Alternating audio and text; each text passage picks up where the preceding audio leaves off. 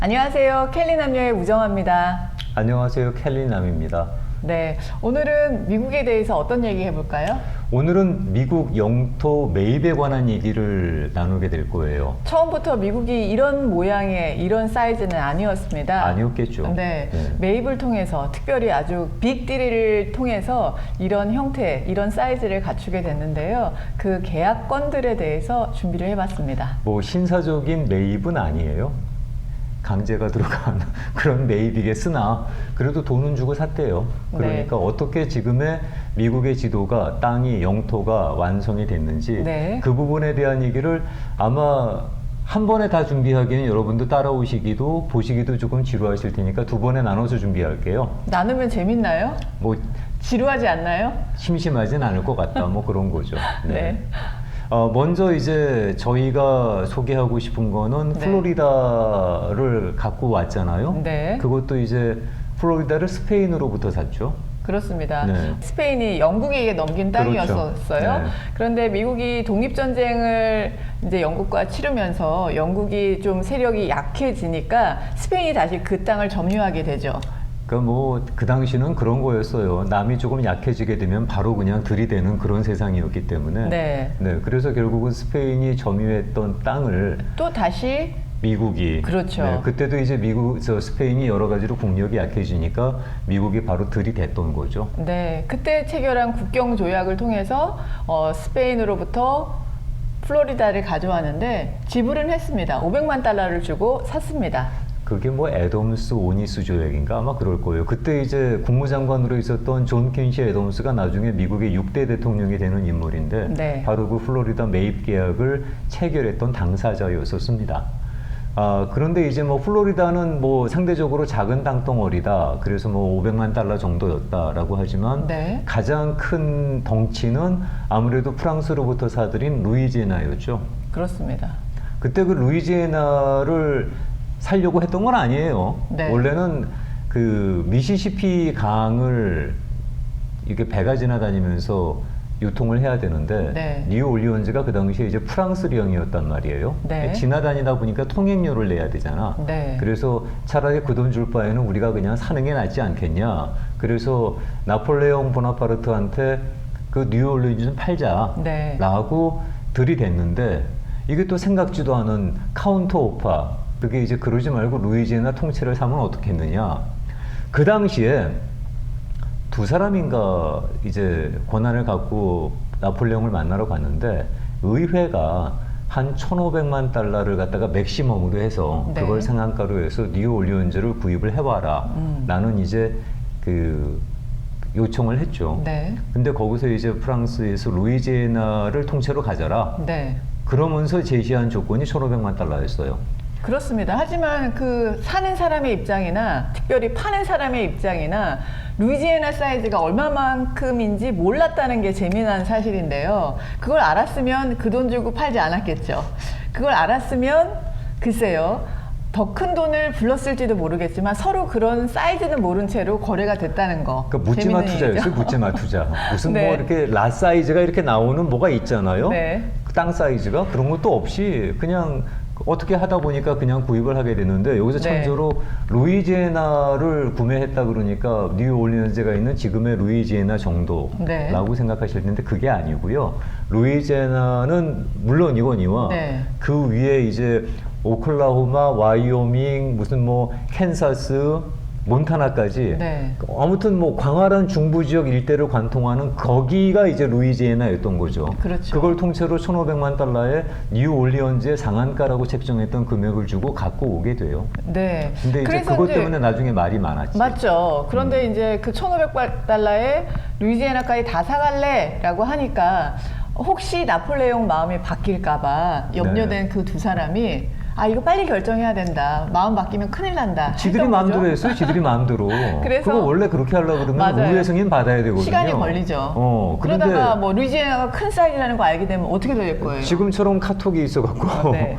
살래 루이지애나 가져가라는데 어떡할까요? 그러면 바로 올 테지만 네. 그때는 또 왔다 갔다 거려야 되는 그런 그 분거름이 있잖아요. 네. 그러니까 그 자리에서 그냥 콜을 해버렸어요. 맞습니다. 그것 때문에 나중에 의회에서 지들 허락 안 받고 지들끼리 마음대로 했다고 난리가 났는데 네. 그때 이제 대통령이 잘 무마를 해서 아무튼 그렇게 해서 넘어갔던 적이 있었습니다. 그 루이지애나는 네. 정말 신의 한 수였죠. 그래서 하늘이 미국 편이다라는 표현이 나올 정도로 뭐 그런 얘기 많이 하죠. 네, 최고의 딜이 여기서 성사가 됐고요. 또 하나 또 이렇게 정말 예상치도 못했던 큰 자원까지 확보한 알래스카 매입권도 중요했습니다. 아, 그건 러시아 제국이 가슴을 치는.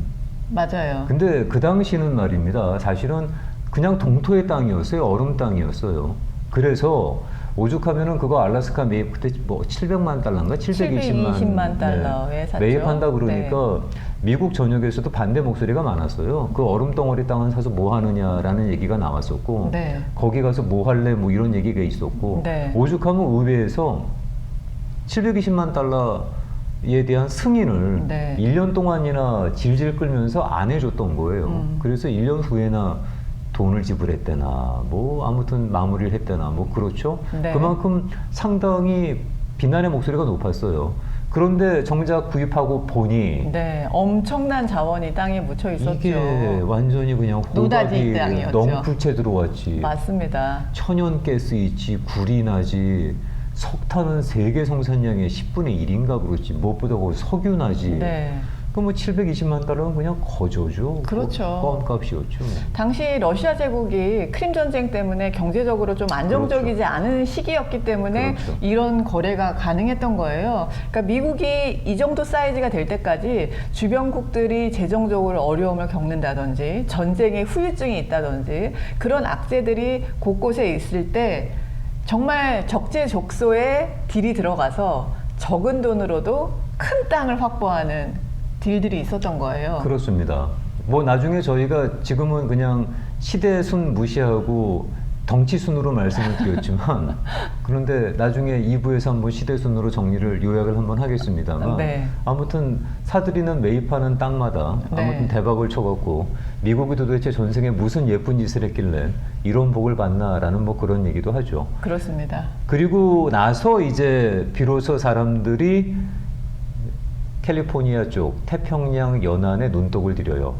근데 여기서 한 가지 많은 분들께서 서부 개척 시대라고 얘기하게 되면은 캘리포니아를 손에 넣는 그때부터 서부 개척 시대가 아니냐라고 생각하시지만 네. 사실은 루이지애나를 구입하고 난 다음에 이제 소위 서부 개척 시대라는 게 열리죠. 네. 아까도 루이지애나가 땅덩어리가 지금의 그게 아닙니다라고 말씀을 드렸는데 오클라호마 쪽까지 포함한다 그랬잖아요. 네. 오클라호마에 그 유명한 땅 따먹기가 있었잖아. 영화에도 나왔었잖아요. 톰 크루즈 나오는 영화 뭐였었죠?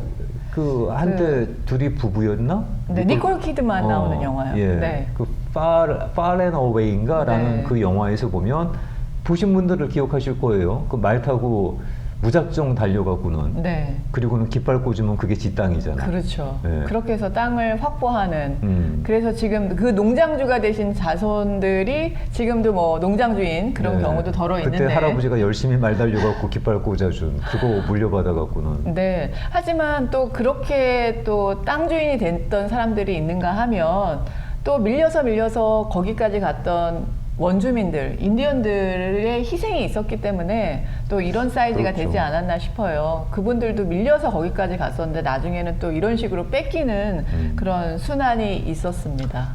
그 오클라호마로 강제 이주를 당했었던 그런 역사가 있죠. 네. 그런데 그러면 거기서라도 그냥 살게 하면 되는데 그러게요. 그 땅 따먹게 한다고 또 내쫓는 바람에 네. 아무튼 미국의 아주 아픈 흑역사로 기록이 되어 있는 건데 그 얘기까지 가자면 오늘 못 끝나니까 네. 다음에 한번 기회가 있으면 한번 다루도록 하겠습니다. 그러면 다음 2부 시간에는 저희가 연도별로 좀 순서대로 어떤 사이즈가 추가가 됐는지 매입이 됐는지 정리를 해드릴 거고요. 무엇보다 가장 크게 확보된 그 멕시코 전쟁, 네. 멕시코 전쟁까지 가야지 미국이 어떻게 이 사이즈의 또 국경선이 만들어졌는지 얘기가 마무리가 되니까 네. 멕시코 전쟁까지 다음 시간에 준비해 보겠습니다. 뭐 자잘한 것들은 일단 그냥 제낄 거예요. 그냥 큰 덩치만 네. 일단 소개를 해드릴 텐데 이 미국하고 멕시코하고 전쟁을 통해서 캘리포니아하고 유타, 네바다, 뉴멕시코, 네. 텍사스 이렇게 집어온 건 정말 엄청난 미국 입장에서 보면 수확이었죠. 네. 그리고 난 다음에 비로소 지금의 땅덩어리가 만들어지게 되는데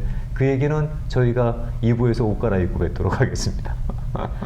오늘은 여기까지 하겠습니다. 고맙습니다. K남녀였습니다.